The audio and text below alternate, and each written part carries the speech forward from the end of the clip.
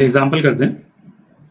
A man of mass 40 kgs is standing on one end of a platform AB 6 meters long of mass 20 kg। तो एक diagram बना लेते हैं।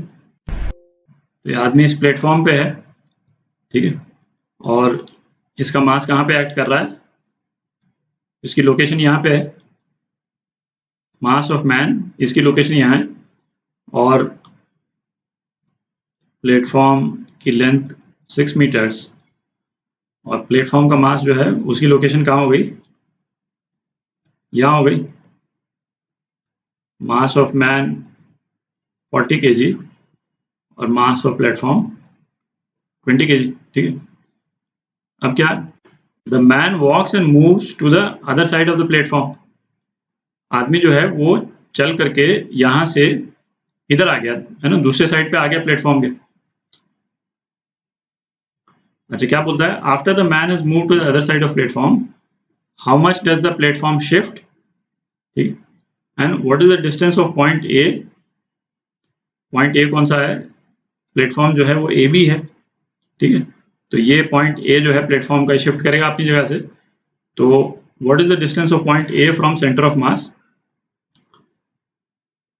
The surface on which platform rest is frictionless. ये blue वाला जो surface है, ये और प्लेटफॉर्म के बीच में फ्रिक्शन 0 है। अच्छा, अब क्या, ये दो पार्टिकल सिस्टम है। सिस्टम बाउंड्री क्या है अपनी, एक तरह से ये हम मान सकते हैं, ठीक है। हमारे दोनों पार्टिकल्स जो हैं इस बाउंड्री के अंदर है, दो पार्टिकल सिस्टम है। अच्छा, एक्स डायरेक्शन में कोई एक्सटर्नल फोर्स नहीं है। ये आदमी जब इस प्लेटफॉर्म पे चल रहा है तो केवल फोर्स ऑफ फ्रिक्शन जो है वो इस प्लेटफॉर्म और इस आदमी के पाँव के बीच में जो है वो एक्टिव है, और वो इंटरनल फोर्स है, ठीक है।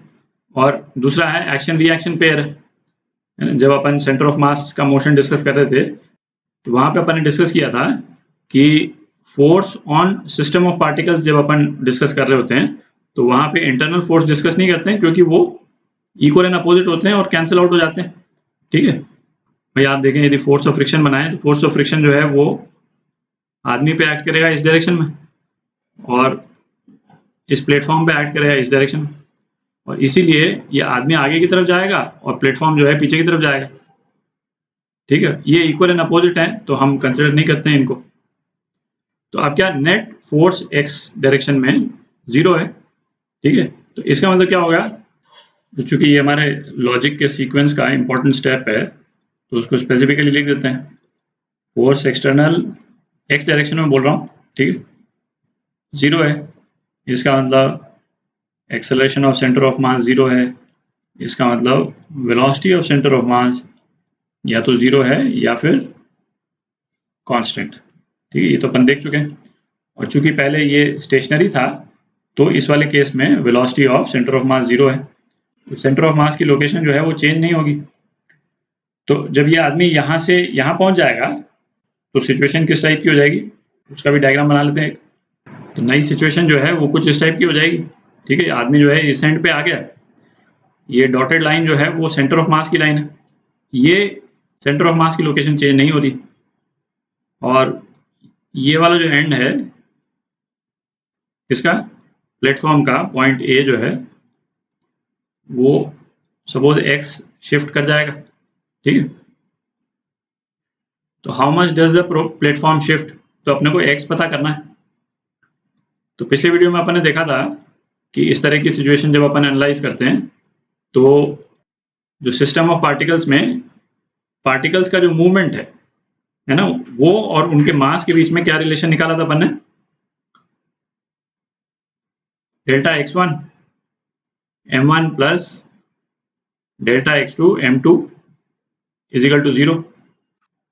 तो यदि एक्सटर्नल फोर्स 0 है और सेंटर ऑफ मास की लोकेशन चेंज नहीं हो रही है, इसका मतलब तो सिस्टम ऑफ पार्टिकल्स में यदि पार्टिकल शिफ्ट करते हैं तो उनका शिफ्टिंग है ना, ये डेल्टा x1 जो है उनका शिफ्टिंग है, तो उसका और उनके मास का प्रोडक्ट जो है वो सम टोटल 0 होता है। ये पिछले वीडियो में अपन ने डिटेल में देखा।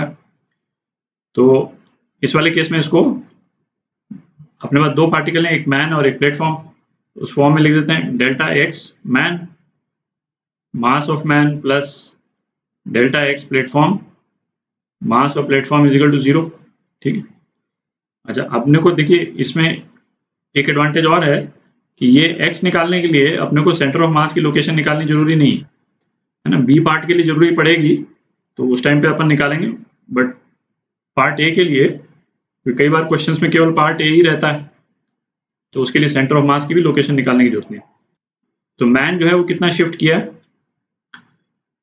6 मीटर लॉन्ग प्लेटफॉर्म है, तो मैन यहाँ से यहाँ 6 मीटर गया, पर इसी पीरियड में प्लेटफॉर्म इटसेल्फ जो है पीछे की तरफ चला गया x मीटर्स। तो मैन की टोटल शिफ्टिंग कितनी हुई, 6 minus x, mass of man 40 kg plus platform कितना शिफ्ट किया, माइनस एक्स। ठीक है, पीछे गया मतलब माइनस एक्स, किसी भी डायरेक्शन को आप पॉजिटिव मान लें तो जो दूसरा डायरेक्शन हो जाएगा नेगेटिव हो जाएगा। ठीक है, माइनस एक्स और mass of platform 20 is equal to 0। X कितना आ गया, 4 मीटर आ गया। ठीक, ये 4 मीटर आ गया, तो प्लेटफॉर्म कितना शिफ्ट कर गया, 4 मीटर शिफ्ट कर गया।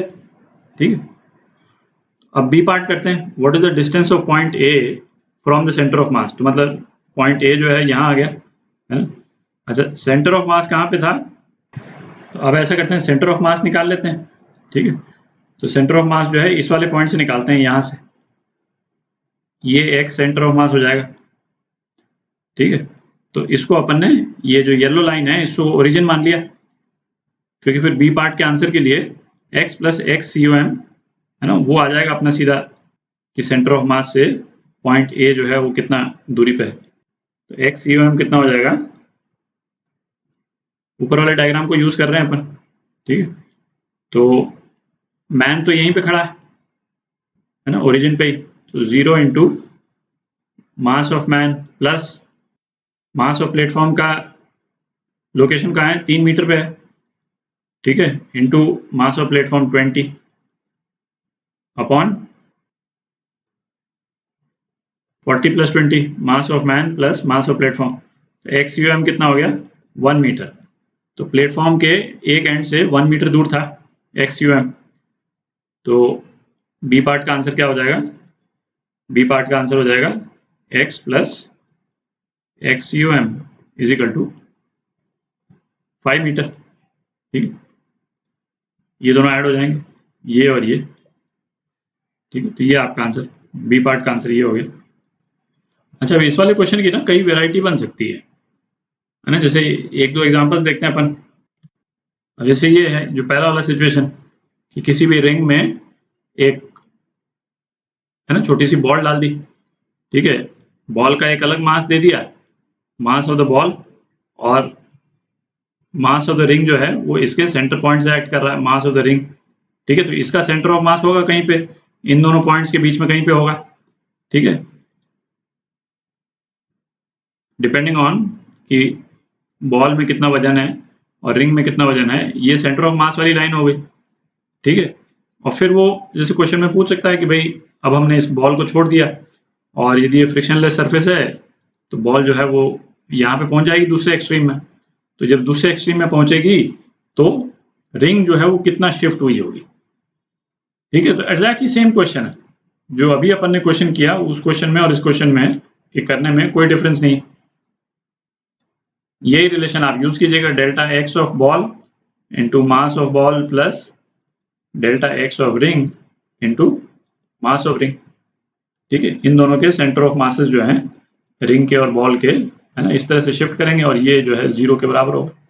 ठीक है, क्यों, क्योंकि एक्सटर्नल फोर्स नहीं एक्ट कर रहा, जो फोर्स है इंटरनली है ना, दो सिस्टम का दो पार्टिकल का सिस्टम है। सेम यहाँ पे है ना, ये सरफेस सपोज इसको फ्रिक्शनलेस कर देगा, है ना। फ्रिक्शनलेस करना क्यों जरूरी है, ताकि एक्सटर्नल फोर्स नहीं लगे, नहीं तो वह फ्रिक्शन लग जाएगा ना, फ्रिक्शन लग जाएगा फिर ये सब होल्ड नहीं करेगा। ठीक है, तो इसको फ्रिक्शनलेस सरफेस कर दिया और फिर इस ब्लॉक का कोई एक मास दे दिया और बता दिया, ये डिस्टेंस बता दिया, सपोज r, सेमी सर्कुलर है या कोई भी शेप दे दो, है ना, स्ट्रेट शेप भी दे सकते हैं, ऐसा भी दे सकते हैं, है ना। ऊपर से फिर किसी बॉडी को यहाँ से स्लिप करवा दिया और बोला कि जब बॉडी यहाँ से जब स्लिप करेगी तो ये कितना शिफ्ट करेगा। ठीक है, इस टाइप के। तो सेम लॉजिक सभी इस तरह के क्वेश्चंस पे आप अप्लाई कर सकते हैं। ठीक है।